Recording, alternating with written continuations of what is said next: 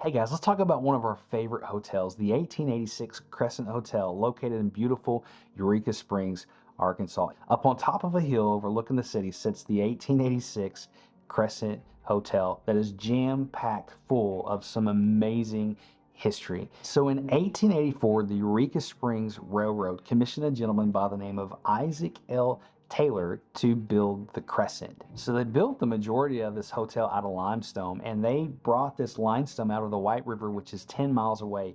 And I can imagine that was quite the endeavor. The hotel was built on top of a mountain called Crescent Mountain, which is how it got its name. I never knew that. I thought that was really, really interesting. But in 1886, they completed the hotel for a total cost of $294,000.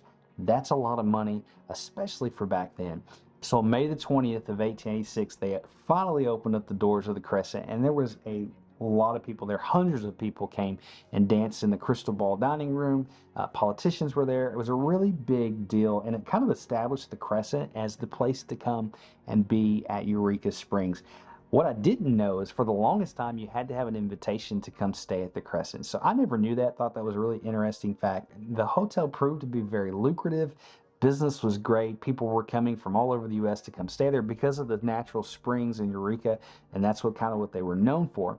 So another railroad company, I believe it was the Frisco Railroad Company, bought the hotel in 1905, and they ran it all the way until, I believe, 1908, and then they leased the building out as a boarding school, a college and boarding school for young ladies. I believe it was called the Crescent Conservative College for Young Women. Very popular school, and it was really well received, and it actually became one of the #1 boarding schools in the United States. People would come from all over the U.S.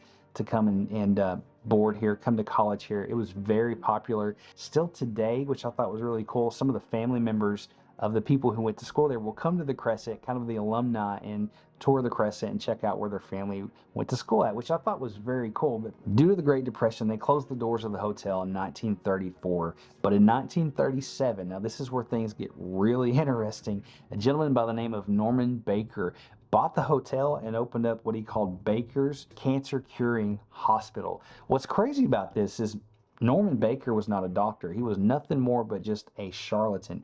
And what they did not know is that he had already been ran out of Iowa for doing the same thing. So what he would do is he would bring people in and tell them, I can cure your cancer without any surgery, without any chemo, without anything like that. Just natural remedies and my own elixirs, I can cure your cancer. But what he would do is he would take elixirs and he would make things with watermelon seeds and inject them into people's heads and all this stuff. There's no telling how many people that he killed while he was there pretending to be a doctor or pretending to cure these people.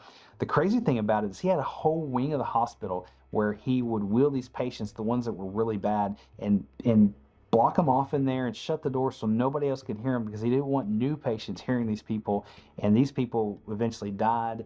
Who knows what all happened. He even put a morgue in the hotel so when the people passed away, he could wheel them down at night and the other guests wouldn't know.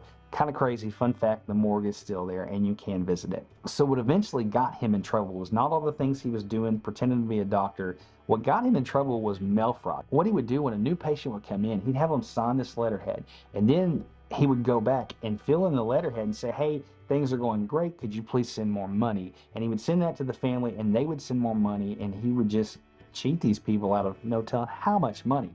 And that's what they caught him with. So he went to prison for 4 years. When he got out of prison, he walked away from the Crescent with $4 million. No telling how much that is in today's money. Went to Florida, bought a yacht. Check this out though. He died of cancer. I'm sure nobody missed him. So anyways, the hotel kind of exchanged hands back and forth over the years, kind of got into some rough shape. And in 1997, the hotel was bought by a couple that came in and just did a phenomenal job of restoring the hotel to what it is today. And if you have never been to the Crescent, you have to go check this place out. It is a one-of-a-kind place. Such an amazing place to come stay.